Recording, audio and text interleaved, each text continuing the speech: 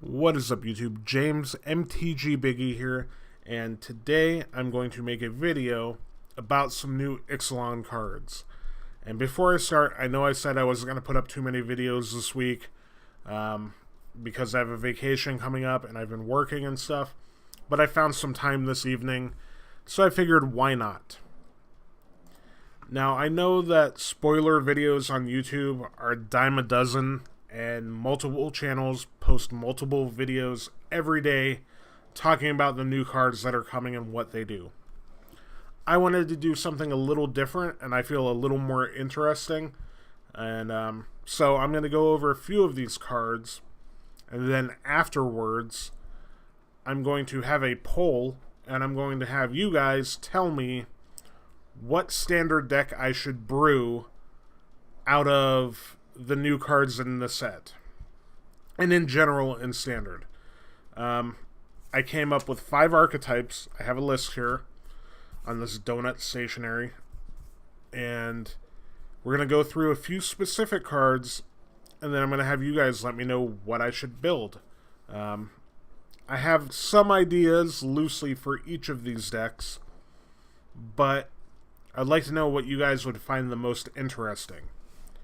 So, first of all, we have Weird Jace. Jace, Cunning Castaway. 2 blue and 1, 3 loyalty Planeswalker. It's +1 whenever one or more creatures you control deal combat damage to a player this turn. Draw a card and discard a card. So a weird loot that depends on you damaging your opponent. -2, create a 2/2 blue illusion creature with, when this creature becomes a target of a spell, sacrifice it. And then -5, create 2 tokens that are clones of Jace except not legendary. Really weird. An aggro-ish planeswalker that is blue and Jace. I don't know what sort of deck this guy goes in, but I have an idea in my head and I want to see if it'll work. So, when I get to the archetypes, I'll let you know where I was thinking about putting Jace. Then, we'll move over to this guy. Navin Thane, Dusk Apostle. It's a white and 2 for a 2/2. And whenever one or more non-token vampires you control attack, create a 1/1 white vampire with lifelink. It's a legendary vampire cleric. So a very cool 3-drop white creature that makes tokens when he attacks. Pretty sweet. I think this card could be pretty solid. Maybe even back into Modern. In some sort of a black-white tokens build with like Sorin or stuff like that, or maybe even into a Death and Taxes sort of build. I don't know. In Standard, I've got an idea for him and a couple other creatures. We'll see. But that's that one. There were a couple, like a 1-drop, 2-drop, 3-drop mono black pirates. So I think this deck sort of builds itself kind of like Zombies did, or the Warriors deck from Khans of Tarkir. I think Wizards wants this to be a deck, at least at a casual level. So we have a 2-mana 2/1 with Menace. It's a human pirate, and when he attacks, if you control another non-token pirate, you can pay 2 and make another pirate token with Menace, a 2/2. So it's a pirate that's a 2-drop that's meant to be aggressive that could poop out other pirate tokens. I'm okay with that. Even if the deck builds itself, it could still be fun to build like either a mono black or a black red, because there is like this black red very aggressive dude that I think could be pretty solid. Dire Fleet Captain. It's 2/2 that whenever it attacks, it gets +1/+1 for every other attacking pirate. So very aggressively costed pirates. So it could be black or black-red, or maybe even I know that they're sort of doing this Grixis thing, because there's like this pirate lord here in Grixis. I don't know. Either way, it'd be interesting. So if that gives away one of the archetypes now, Pirates is one of them. And then, kind of out of my wheelhouse, into green mid-rangey creature decks. Ripjaw Raptor. It's a 4-mana 4/5. Whenever it's dealt damage, you draw a card. So it's got really good stats. A 4/5 for 4 that could draw you cards is pretty solid. I think it could be like a green-red monsters sort of build, but green-red dinosaurs, which is interesting to me. And then another one I wanted to look at is translated from Russian, but it's Kumena's Omen Speaker, and it costs 1 green. It's a 1/1 merfolk that gets +1/+1 as long as you control another merfolk or an island. I've seen people talking about this for modern merfolk as a 1-drop in modern merfolk. The green splash is hard and it kind of kills it, but merfolk desperately needs a 1-drop other than Curse Catcher. However, I think between this guy or girl and a bunch of the other merfolk that have been spoiled so far, maybe there's a green-blue merfolk deck. So, those were the cards that I thought interesting, and these are the decks that I feel like have potential, or at least would be fun to try out. So first and foremost, since we ended with the merfolk, we have the 1-drop merfolk here, we have the 3-drop legendary merfolk here, and I think this is where Jace is going to go. Jace wants you to be attacking with creatures to loot. He creates dudes, so maybe he's the 3-drop in the merfolk deck. As weird as that sounds. I don't know, though. It's troublesome knowing whether or not the drawing and discarding, the looting plus ability, is good enough. It's hard to know what looting does for you in Standard in this format. Madness is cycling out with Shadows over Innistrad, so it's not like we can make this weird Madness package.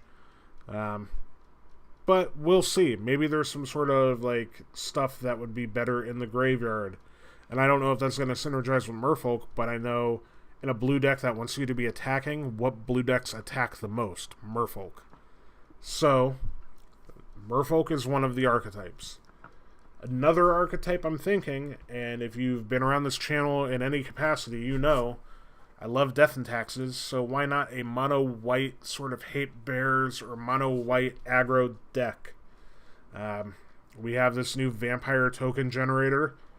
We have this 5-drop that rebuys these 3 or less converted mana cost creatures when it attacks.